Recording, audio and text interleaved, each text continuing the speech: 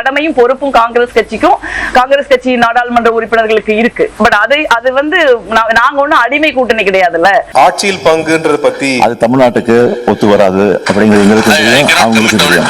அது இடையில சில தலைப்பு கூட்டணியில ஏதாவது முறிவு ஏற்படுத்துமா அப்படிங்கிறத ஏற்படுகிற ஒரு திட்டமிட்ட சதி செய்யறாங்க.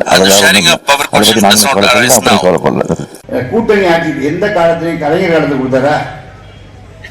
110 சீட்டு தான் வச்சிருந்தாரு, கொடுத்தல. இப்போ எப்படி மெஜாரிட்டி இருக்கையில் எப்படி கொடுக்குறது? 150 சீட்டு மேலே திமுக ஜெயிக்கும், அப்புறம் எப்படி கொடுக்க முடியும்? தனிப்பட்ட முறையில் தளபதி தான் ஆட்சி அளிப்பா. நீங்கள் வேணுங்கிற காரியத்தை நாங்கள் தான் இப்போ கன்னியாகுமரிக்கு நான் போனேன்.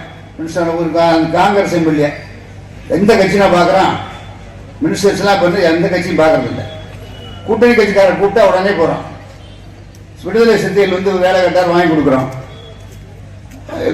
பெரம்பலூர்காரர் அது யார் வித்தியாசம் பார்ப்பது கிடையாது.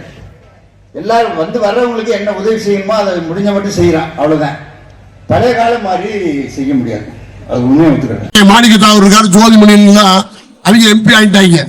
அதனால இந்த வர்றவங்க எம்எல்ஏ ஆனா ஆகலன்னு சொல்லி அதுல பங்கு வேணும் இதுல பங்கு வேணும்ன்றான். இதெல்லாம் தலைமை புரிஞ்சு அடுத்த இவங்களுக்கு சீட்டே கொடுக்க கூடாது. 3000 ஓட்டு 4000 ஓட்டு மட்டும்தான் இருக்கு, ஆள் கிடையாது.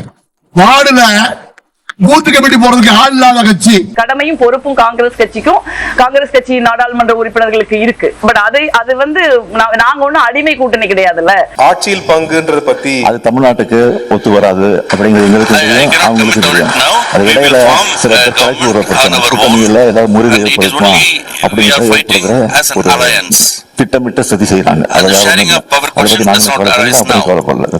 கூட்டணி ஆட்சி எந்த காலத்திலையும் கலைஞர் காலத்தை கொடுத்தாரா?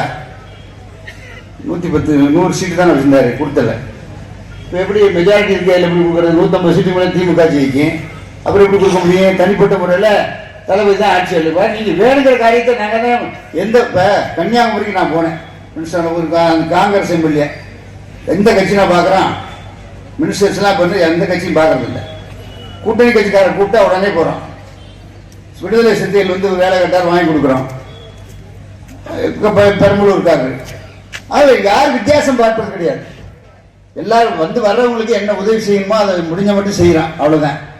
பழைய காலம் மாதிரி செய்ய முடியாது, அது உண்மையை ஒத்துக்கிறேன். மாணிக்கத்தாவர் இருக்காரு, ஜோதிமணியன் தான் அவங்க எம்பி ஆயிட்டாங்க. அதனால இந்த வர்றவங்க எம்எல்ஏ ஆனா ஆகலன்னு சொல்லி அதுல பங்கு வேணும் இதுல பங்கு வேணும்ன்றான். இதெல்லாம் தலைமை புரிஞ்சு அடுத்த இவங்களுக்கு சீட்டே கொடுக்க கூடாது. 3000 ஓட்டு 4000 ஓட்டு மட்டும்தான் இருக்கு, ஆள் கிடையாது. வார்டுல பூத்து கமிட்டி போறதுக்கு ஆள் இல்லாத கட்சி.